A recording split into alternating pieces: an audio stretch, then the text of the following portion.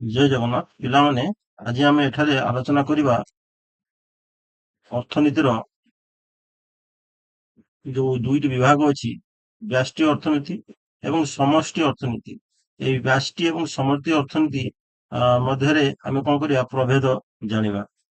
କାହାକୁ ବ୍ୟଷ୍ଟି ଅର୍ଥନୀତି କୁହାଯାଏ, କାହାକୁ ସମଷ୍ଟି ଅର୍ଥନୀତି କୁହାଯାଏ। ଅର୍ଥାତ୍ ମାଇକ୍ରୋ ଇକୋନୋମିକ୍ସ ଏବଂ ମାକ୍ରୋ। କାହାକୁ ମାଇକ୍ରୋ ଇକୋନୋମିକ୍ସ ବା ବ୍ୟଷ୍ଟି ଅର୍ଥନୀତି କୁହାଯାଏ, କାହାକୁ ମାକ୍ରୋ ଇକୋନୋମିକ୍ସ ବା ସମଷ୍ଟି ଅର୍ଥନୀତି କୁହାଯାଏ, ଯୋଉଟା କି ତମର plus two second year economics ର ୟୁନିଟ୍ 1 ରେ ଆସିଛି। ଦେଖିବା ବ୍ୟଷ୍ଟି ଅର୍ଥନୀତି ଅର୍ଥାତ୍ ମାଇକ୍ରୋ ଇକୋନୋମିକ୍ସ ର ଅର୍ଥ କଣ ନା ଅର୍ଥ ବ୍ୟବସ୍ଥାର ବ୍ୟକ୍ତିଗତ ଏକକ ଉପଭୋକ୍ତା ପରିବାର ପ୍ରତିଷ୍ଠାନଙ୍କର ଅର୍ଥନୈତିକ ଆଚରଣକୁ ଅଧ୍ୟୟନ କରେ।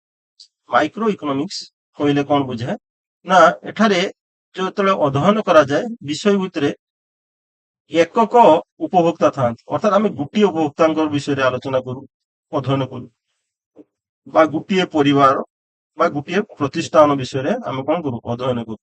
ସେଇଗୁଡିକ କଣ ହୋଇଥାଏ ନା ବ୍ୟଷ୍ଟି ଅର୍ଥନୀତିର ପରିସରଭୁକ୍ତ ହୋଇଥାଏ, ଯୋଉଟା କି ଆମେ ଇଂରାଜୀରେ ମାଇକ୍ରୋ ଇକୋନୋମିକ୍ସ କହୁ। ମାଇକ୍ରୋ ର ଅର୍ଥ ହଉଛି କ୍ଷୁଦ୍ର, ତେଣୁକରି ଆମେ ଏକକ ଉପଭୋକ୍ତା, ଏକକ ପରିବାର, ଏକକ ପ୍ରତିଷ୍ଠାନ ଅର୍ଥାତ୍ କ୍ଷୁଦ୍ର ଏକକର ଆମେ କଣ କରୁ, ଅଧ୍ୟୟନ କରିଥାଉ। ଆଉ ଏଇ ମାଇକ୍ରୋ ଇକୋନୋମିକ୍ସ ର ପ୍ରବକ୍ତା ହଉଛନ୍ତି ଆଲଫ୍ରେଡ୍ ମାର୍ଶାଲ। ଆଲଫ୍ରେଡ୍ ମାର୍ଶାଲ ହଉଛନ୍ତି ମାଇକ୍ରୋ ଇକୋନୋମିକ୍ସ ର ପ୍ରବକ୍ତା, ଫାଦର ଅଫ ମାଇକ୍ରୋ ଇକୋନୋମିକ୍ସ। ଆମେ ଏଇ ଯୋଉ ମାଇକ୍ରୋ ଇକୋନୋମିକ୍ସ ବା ବ୍ୟଷ୍ଟି ଅର୍ଥନୀତିର ପରିସରରେ ଆମେ କଣ କଣ ସବୁ ଅଧ୍ୟୟନ କରିଥାଉ ନା ଉପଭୋକ୍ତାଙ୍କର ଆଚରଣର ସିଦ୍ଧାନ୍ତ।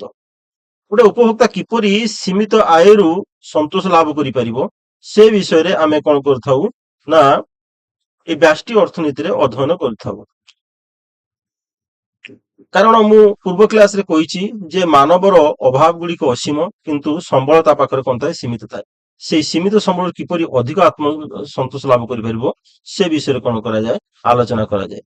ଆଉ କଣ ରୁହେ ଏଥିରେ, ଚାହିଦାର ସିଦ୍ଧାନ୍ତ, ଦ୍ରବ୍ୟର ଦର ଚାହିଦା ମଧ୍ୟରେ କେଉଁ ପ୍ରକାର ସମ୍ପର୍କ ଅଛି, ଏସବୁ ବିଷୟରେ ମଧ୍ୟ ବ୍ୟଷ୍ଟି ଅର୍ଥନୀତିରେ ଆଲୋଚନା କରାଯାଏ। ଆଉ ଉତ୍ପାଦନ ସିଦ୍ଧାନ୍ତ, ଉତ୍ପାଦନ ଯୋଉ କାରକ ମାନଙ୍କର ସର୍ବୋତ୍ତମ ବିନିଯୋଗ କିପରି ଆମେ କରିପାରିବା, ଅଧିକରୁ ଅଧିକ ଉତ୍ପାଦନ କରିପାରିବା, ସେ ବିଷୟରେ ଆମେ ଏଠାରେ କଣ କରୁ ନା ଆଲୋଚନା କରୁ। ଆଉ ଯୋଗାଣର ସିଦ୍ଧାନ୍ତ, ଯୋଗାଣ ସିଦ୍ଧାନ୍ତ ମାନେ ଦର ଏବଂ ଯୋଗାଣ ମଧ୍ୟରେ କେଉଁ ପ୍ରକାର ସମ୍ପର୍କ ରହିଛି ସେ ବିଷୟରେ ମଧ୍ୟ ଆମେ ଏଠାରେ ଆଲୋଚନା କରୁ। ତାହା ସହିତ ଦର ନିର୍ଦ୍ଧାରଣ ତତ୍ତ୍ୱ ଗୁଡିକ ମଧ୍ୟ ଆଲୋଚନା କରୁ। ଚାହିଦା ଯୋଗାଣ ପରସ୍ପର ମଧ୍ୟରେ ଦର କିପରି ନିର୍ଦ୍ଧାରିତ ହୋଇଥାଏ ସେ ବିଷୟରେ ମଧ୍ୟ ଆଲୋଚନା କରିଥାଉ। ଆୟର ବଣ୍ଟନ, ଉତ୍ପାଦନର କାରକ ମାନଙ୍କ ମଧ୍ୟରେ କିପରି ଆୟର ବଣ୍ଟନ ହୋଇଥାଏ, ଉତ୍ପାଦନ କାରକ ତମର ଯୋଉ କଣ ଭୂମି, ଶ୍ରମ, ପୁଞ୍ଜି ଏଇ ସବୁ ଭିତରେ କିପରି ବଣ୍ଟନ ହୋଇଥାଏ ସେ ବିଷୟରେ ମଧ୍ୟ ଆମେ ଆଲୋଚନା କରିଥାଉ। ତାପରେ ଆମେ ଦେଖିବା ସମଷ୍ଟି ଅର୍ଥନୀତି, ଯୋଉଟା କି ଇଂରାଜୀରେ କୁହାଯାଏ ମାକ୍ରୋ ଇକୋନୋମିକ୍ସ। ତ ସମଷ୍ଟି ଅର୍ଥନୀତିରେ ଏଠି କଣ ହୁଏ, ସମଗ୍ର ଅର୍ଥ ବ୍ୟବସ୍ଥାର ସାମଗ୍ରିକ ଚିତ୍ର ଅଧ୍ୟୟନ କରାଯାଏ, ଅର୍ଥାତ୍ ଏକାଠି ଭାବରେ ଅନେକ ଜିନିଷକୁ ଏଠି ଅଧ୍ୟୟନ କରାଯାଏ। ଯେପରି ଜାତୀୟ ଆୟ, ଜାତୀୟ ଆୟଟା କଣ ନା ପୁରା ଦେଶର ଥିବା ଯୋଉ ଜାତୀୟ ଆୟ ଏଇଟା ଗୋଟେ ସାମୂହିକ ଭାବେ ଇଏ କରାଯାଏ। ସାମଗ୍ରିକ ଭାବେ ନିୟୋଜନ, ଇଏ ବି ମଧ୍ୟ ସାମୂହିକ ଭାବେ ଅନେକ ଜିନିଷକୁ ଏଥିରେ କଣ କରାଯାଏ, ଅଧ୍ୟୟନର ପରିସରଭୁକ୍ତ କରାଯାଏ। ସାଧାରଣ ଦର ସ୍ତର, ମାର୍କେଟରେ ବିଭିନ୍ନ ପ୍ରକାର ଦ୍ରବ୍ୟର ଯୋଉ ଦର ଅଛି ତାର ଦର ସ୍ତର, ଅର୍ଥନୈତିକ ଅଭିବୃଦ୍ଧି ଇତ୍ୟାଦିକୁ କଣ କରାଯାଏ ଏଠାରେ ଆଲୋଚନା କରାଯାଏ। ଅର୍ଥାତ୍ ମାକ୍ରୋ ଇକୋନୋମିକ୍ସ ରେ ଏଠି କଣ କରାଯାଏ, ଅନେକ ଗୁଡିଏ ଜିନିଷକୁ କଣ କରାଯାଏ, ଆଲୋଚନା କରାଯାଏ। ମାଇକ୍ରୋରେ କଣ କରାଯାଇଥାଏ ନା ମାଇକ୍ରୋରେ କେବଳ ଗୋଟିଏ ବିଷୟରେ ଆଲୋଚନା କରାଯାଇଥାଏ। ଏବଂ ଆମେ ଯଦି ଦେଖିବା ମାକ୍ରୋ ଇକୋନୋମିକ୍ସ ର ଜନକ ହଉଛନ୍ତି କିଏ ବା ପ୍ରବକ୍ତା ହଉଛନ୍ତି କିଏ, ଜନ୍ ମେନାର୍ଡ କେନ୍ସ। ଇଏ ଜନ୍ ମେନାର୍ଡ କେନ୍ସ ହଉଛନ୍ତି ସମଷ୍ଟି ଅର୍ଥନୀତି ବା ମାକ୍ରୋ ଅର୍ଥନୀତିର ପ୍ରବକ୍ତା। ତାପରେ ଆମେ ଦେଖିବା ସମଷ୍ଟି ଅର୍ଥନୀତିର କଣ କଣ ସବୁ ପରିସରଭୁକ୍ତ ରହିଛି ନା ସମଷ୍ଟି ଅର୍ଥନୀତି ବା ମାକ୍ରୋ ଇକୋନୋମିକ୍ସ ର ପରିସରଭୁକ୍ତ ରହିଛି ଜାତୀୟ ଆୟ, ଦେଶର ସମୁଦାୟ, ଉତ୍ପାଦନ, ଆୟ, ବ୍ୟୟର ଏହାର ପରିସରଭୁକ୍ତ। ସେହିପରି ରହୁଛି ନିୟୋଜନ ଓ ବେକାରୀ, ଶ୍ରମ ଶକ୍ତି କେତେ ନିୟୋଜନ ରହିଛନ୍ତି, କେତେ ବେକାର ରହିଛନ୍ତି, ଏ ସବୁ ଅନେକ ଗୁଡିଏ ଏଗୁଡିକ ମଧ୍ୟ ମାକ୍ରୋ ଇକୋନୋମିକ୍ସ ର ପରିସରଭୁକ୍ତ ବା ସମଷ୍ଟି ଅର୍ଥନୀତିର ପରିସରଭୁକ୍ତ। ମୁଦ୍ରାସ୍ଫୀତିର ସଂକୋଚନ, ମୁଦ୍ରାସ୍ଫୀତି, ମୁଦ୍ରାର ସଂକୋଚନ, ପ୍ରସାରଣ, ସାଧାରଣ ଜଳସ୍ତର ଏସବୁ ମଧ୍ୟ ସମଷ୍ଟି ଅର୍ଥନୀତିର ପରିସରଭୁକ୍ତ। ସେହିପରି ଅର୍ଥନୈତିକ ଅଭିବୃଦ୍ଧି ସମୟାନୁକ୍ରମିକ ଭାବରେ କିପରି ଉତ୍ପାଦନ କ୍ଷମତା ବୃଦ୍ଧି ପାଉଛି ସେ ବିଷୟରେ ମଧ୍ୟ ଏଠାରେ ଆଲୋଚନା କରାଯାଏ। ତାପରେ ବ୍ୟାପାର ଚକ୍ର, ଅର୍ଥନୈତିକ ସମ୍ପର୍କ କିପରି ଉତ୍ଥାନ ପତନ ଏସବୁ ମଧ୍ୟ ମାକ୍ରୋ ଇକୋନୋମିକ୍ସ ବା ସମଷ୍ଟି ଅର୍ଥନୀତିର ପରିସରଭୁକ୍ତ। ସେହିପରି ରାଜକୋଷୀୟ ଓ ମୌଦ୍ରିକ ନୀତି, ସରକାର ମୁଦ୍ରାକୁ ନେଇ କେଉଁ ପ୍ରକାର ସବୁ ନୀତି ଅବଲମ୍ବନ କରିଛନ୍ତି, ସରକାରଙ୍କର ଆୟ ବ୍ୟୟ ଏସବୁ ଗୁଡିକ ମାକ୍ରୋ ଅର୍ଥନୀତି ବା ସମଷ୍ଟି ଅର୍ଥନୀତିର ପରିସରଭୁକ୍ତ। ତାପରେ ଆମେ ଦେଖିବା ଗୋଟେ ତୁଳନାତ୍ମକ କରିବା, ଯଦି ଆମେ ମାଇକ୍ରୋ ଇକୋନୋମିକ୍ସ ଦେଖିବା ସେଟା ଗୋଟେ ଆଂଶିକ ସନ୍ତୁଳନ ବା ପାର୍ଟିଆଲ ଇକ୍ୱିଲିବ୍ରିୟମ।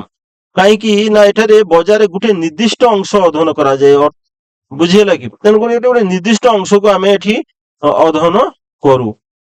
ଏଠି ଗୋଟିଏ ଦ୍ରବ୍ୟ ବା ଗୋଟିଏ ଜିନିଷର ଡିମାଣ୍ଡ, ଗୋଟିଏ ଜିନିଷର ଚାହିଦା, ଦର ଏ ଗୋଟିଏ ଗୋଟିଏ ଜିନିଷର ବ୍ୟବହାର କରୁ। ସେଥିପାଇଁ ଏଇଟା ଗୋଟେ ଆଂଶିକ ସନ୍ତୁଳନ। ପୁରା ବଜାର ଭିତରୁ ଆମେ ଗୋଟିଏ ଦୁଇଟା ଦ୍ରବ୍ୟକୁ ନେଇକି ଆମେ ଗୋଟିଏ ଦ୍ରବ୍ୟକୁ ନେଇ କଣ କରିବୁ ନା ଆଲୋଚନା କରିଥାଉ, ପରିସରଭୁକ୍ତ କରିଥାଉ। ସେଥିପାଇଁ ଏଟା ଗୋଟେ ଆଂଶିକ ସନ୍ତୁଳନ।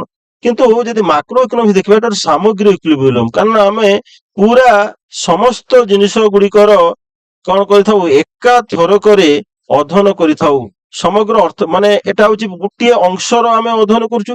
ଏଠି ଟୋଟାଲ ଅର୍ଥନୀତି, ଅର୍ଥ ବ୍ୟବସ୍ଥା, ସମଗ୍ର ଅର୍ଥ ବ୍ୟବସ୍ଥାକୁ ଆମେ ଏଠି ଅଧ୍ୟୟନ କରିଥାଉ। ଅର୍ଥାତ ପୁରା ଅର୍ଥ ବ୍ୟବସ୍ଥା ମଧ୍ୟରେ କଣ କଣ ସବୁ ହଉଛି କଣ ନାହିଁ ସବୁ ପ୍ରକାର ଇଏକୁ ଆମେ କଣ କରିଥାଉ ନା ଏକା ବେଳକେ ଅଧ୍ୟୟନ କରିଥାଉ। ତେଣୁକରି ଏଇଟା ଗୋଟେ ସାମଗ୍ରିକ ସନ୍ତୁଳନ ଅଟେ।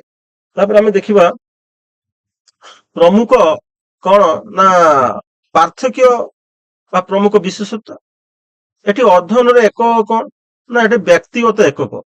କୋଉଟା? ବ୍ୟଷ୍ଟି ଅର୍ଥନୀତିରେ ଗୋଟିଏ ଅନୁଷ୍ଠାନ ଥିବ, ଗୋଟିଏ ଉପଭୋକ୍ତା ଥିବେ, ତାଙ୍କରି ବିଷୟରେ ଆମେ କଣ କରିବୁ ଏଠାରେ କଣ କରୁ ନା ବିଷୟ ପରିସରଭୁକ୍ତ। କିନ୍ତୁ ଏଠି ସମଗ୍ର ଅର୍ଥ ବ୍ୟବସ୍ଥା ସମଷ୍ଟି ଅର୍ଥନୀତିରେ ମାକ୍ରୋ ଇକୋନୋମିକ୍ସ ରେ ସମସ୍ତ ପରିସରଭୁକ୍ତ। ଏପରି ଯଦି ଆମେ ଦେଖିବା ବିଶେଷ ପଦ୍ଧତି, ମାଇକ୍ରୋ ଇକୋନୋମିକ୍ସ ଆଂଶିକ ସନ୍ତୁଳନ ଯୋଉଟା ମୁଁ ଟିକେ ପୂର୍ବରୁ କହିଲି, ଏବଂ ସମଷ୍ଟି ଅର୍ଥନୀତିରେ ମାକ୍ରୋରେ ସମଗ୍ର ସନ୍ତୁଳନ। ୟାର ମୁଖ୍ୟ ପ୍ରବକ୍ତା ହଉଛନ୍ତି ଆଲଫ୍ରେଡ ମାର୍ଶାଲ, କୋଉଟା ମାଇକ୍ରୋ ଇକୋନୋମିକ୍ସ ବା ବ୍ୟଷ୍ଟି ଅର୍ଥନୀତି, ଏବଂ ଜନ୍ ମେନାର୍ଡ କେନ୍ସ ହଉଛନ୍ତି ମାକ୍ରୋ ଇକୋନୋମିକ୍ସ ବା ତମର ହଉଛି କୋଉଟା ସମଷ୍ଟି ଅର୍ଥନୀତିର। ଅଧ୍ୟୟନ ବିଷୟ ଏଠି ଆମେ ଏଠି ଦର, ଚାହିଦା, ଯୋଗାଣ, ଉତ୍ପାଦନ ଏଇ ସବୁ ବିଷୟରେ ଆମେ ଏଠି ଆଲୋଚନା କରୁ। କୋଉଟାରେ? ବ୍ୟଷ୍ଟି ଅର୍ଥନୀତିରେ। ସମଷ୍ଟି ଅର୍ଥନୀତିରେ ଜାତୀୟ ଆୟ, ନିୟୋଜନ, ମୁଦ୍ରାସ୍ଫୀତି ଏଇ ସବୁ ବିଷୟକୁ ଆମେ ଆଲୋଚନା କରୁ। ଆଉ ଇଏ କୋଉଠି ଉପଯୋଗିତା ଆମର ଆସେ କାର୍ଯ୍ୟରେ ନା ସମ୍ବଳର ଦକ୍ଷ ବିନିଯୋଗ କ୍ଷେତ୍ରରେ ଏଠି କଣ ହୋଇଥାଏ ନା ହଉଛି ଆସିଥାଏ। ଆମେ କିପରି ଭାବେ ସମ୍ବଳକୁ ଉପଯୁକ୍ତ ଭାବେ ବିନିଯୋଗ କରିବୁ ସେଇଟା ମାକ୍ରୋ ଇକୋନୋମିକ୍ସ ପରିସରଭୁକ୍ତ ବା ବ୍ୟଷ୍ଟି ଅର୍ଥନୀତି ପରିସରଭୁକ୍ତ। ଆଉ ଅର୍ଥନୈତିକ ସ୍ଥିରତା, ଅଭିବୃଦ୍ଧି ଏଇ ବିଷୟରେ ସମଷ୍ଟି ଅର୍ଥନୀତି ପରିସରଭୁକ୍ତ। ଏଟାକୁ ଆମେ ଏଠି ଆଲୋଚନା କରୁ। ଏହାପରେ ଆମେ ଦେଖିବା ବାସ୍ତବ ଜୀବନରେ ଏହାକୁ କିପରି ପ୍ରୟୋଗ କରାଯାଏ, କୋଉଟାରେ ବାସ୍ତବ ଜୀବନରେ ଆମର ମାଇକ୍ରୋ ଇକୋନୋମିକ୍ସ କରାଯାଏ ବା ବ୍ୟଷ୍ଟି ଅର୍ଥନୀତିର ପ୍ରୟୋଗ ଏବଂ ମାକ୍ରୋ ଇକୋନୋମିକ୍ସ ବା ସମଷ୍ଟି ଅର୍ଥନୀତିର ପ୍ରୟୋଗ। ଦେଖ ବଜାରରେ ସବୁ ପ୍ରତ୍ୟେକ ଦ୍ରବ୍ୟର ଦର କଣ ହଉଛି, ବଢୁଛି। ତେଣୁକରି ଗୋଟେ ଉଦାହରଣ ସବୁ ମୁଁ କହିପାରିବି, ଆମ୍ବର ଦର କାହିଁକି ବଢିଲା? ଏଇ ଯୋଉ କ୍ୱେଶ୍ଚନ ଟି ଆସିଲା, ଆମ୍ବର ଦର କାହିଁକି ବଢିଲା, ଏଇଟା ଆମକୁ ମାଇକ୍ରୋ ଇକୋନୋମିକ୍ସ ର ବିଷୟ ଦ୍ୱାରା ଆମେ ତାକୁ କଣ କରିବା, ସେଇ ସମସ୍ୟାର ବିଭିନ୍ନ ଏଙ୍ଗଲରୁ ଆମେ କଣ ସମାଧାନ କରିପାରିବା। ଆଉ ଦେଶର ମୁଦ୍ରାସ୍ଫୀତି କାହିଁକି ବଢିଗଲା? କାରଣ ଏଇଟା ମୁଦ୍ରାସ୍ଫୀତି ବଢିବାଟା ଅନେକ ଗୁଡିଏ କାରଣ ରହୁଛି ଏବଂ ତା ସହିତ ସମ୍ପର୍କିତ ହଉଛି। ତେଣୁ ଏଗୁଡା ସବୁ କଣ ହବ ଏବଂ ମାଇକ୍ରୋ ଇକୋନୋମିକ୍ସ ପରିସରଭୁକ୍ତ ହବ ବା ସମଷ୍ଟି ମାକ୍ରୋ ଇକୋନୋମିକ୍ସ ବା ସମଷ୍ଟି ଅର୍ଥନୀତିର ପରିସରଭୁକ୍ତ ହବ। ପିଲାମାନେ ଭିଡିଓଟି ଭଲ ଲାଗିଲେ ତମେ କଣ କରିବ ନା ଚ୍ୟାନେଲଟିକୁ କଣ କରିବ, ସବସ୍କ୍ରାଇବ କରିଦବ, ଲାଇକ୍ କରିଦବ ଏବଂ ସାଙ୍ଗମାନଙ୍କ ସହିତ ସେୟାର କରିଦବ। ଆଉ କିଛି ମତାମତ ଥିଲେ କମେଣ୍ଟ ବକ୍ସରେ କମେଣ୍ଟ ଦବ। ରହିଲି, ପୁଣି ଦେଖା ହବ ଆଉ ଏକ ନୂଆ